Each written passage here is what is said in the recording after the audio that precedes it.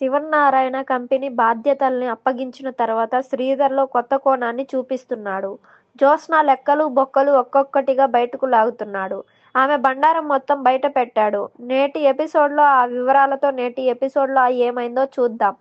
కాంచనాతో విడిపోయి దూరంగా ఉన్న శ్రీధర్ దీప సహాయం కోరాడు. నన్ను మీ అత్తని కలపమని వేడుకున్నాడు నిన్నటి ఎపిసోడ్లో.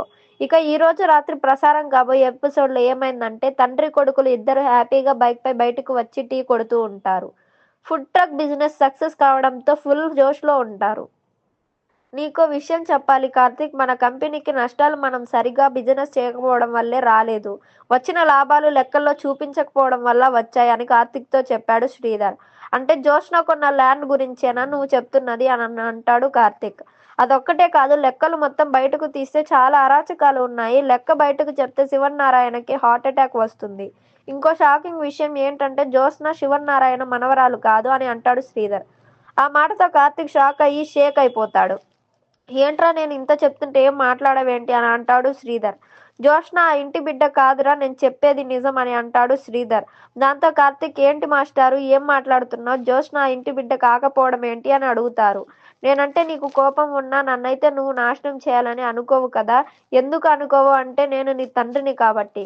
అక్కడ శివనారాయణ ఫ్యామిలీ అంటే ఎవరు? జ్యోత్స్న ఫ్యామిలీనే కదా. తనని సీఈఓని చేశారు. తన కంపెనీకే కదా మొత్తం ఆస్తి తనదే అయినప్పుడు తన కంపెనీలో తనే ఎందుకు మోసం చేయాలి? వచ్చిన లాభాన్ని వేరే కంపెనీకి ట్రాన్స్ఫర్ చేసి నష్టాలను చూపిస్తుంది. ఇలా ఎందుకు చేస్తుంది అని అంటావు శ్రీధర్. ఎందుకంటే జ్యోత్స్న నిజంగానే వారసురాలు కాదు కాబట్టి ఎవరెలా పోతే నాకేంటి అనుకుంది. నచ్చినట్టు చేస్తుందని తనలో తాను అనుకుంటాడు కార్తీక్. ఇక శ్రీధర్, ఈ విషయం బయటకు రాకుండా ఉండడానికి అకౌంట్స్ అన్ని బ్లాక్ చేశాను. మిగతా వాళ్ళకి ఏమాత్రం అనుమానం రాకుండా అకౌంట్స్ రాయించింది ఇవన్నీ ఎవరిని మోసం చేయడానికి. ఎవరో బయట వాళ్ళు చేశారంటే డబ్బులకు కకృతి పడ్డారని అనుకోవచ్చు. జ్యోత్స్న దశరథ్ సొంత కూతురే కదా, ఆస్తి మొత్తం తనదే కదా. తను అలాంటి పనులు చేస్తుందంటే జ్యోత్స్న ఆ ఇంటి వారసురాలు కాదని నాకు కొత్త అనుమానం మొదలైంది. నీ మొహంలో కంగారు చూస్తుంటే నా అనుమానం నిజమే అనిపిస్తుందని అంటాడు శ్రీధర్.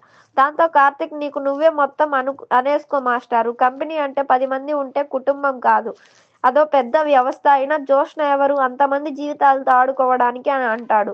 కాకపోతే ఇదంతా ఎందుకు చేస్తుందని సూటిగా అడుగుతాడు శ్రీధర్.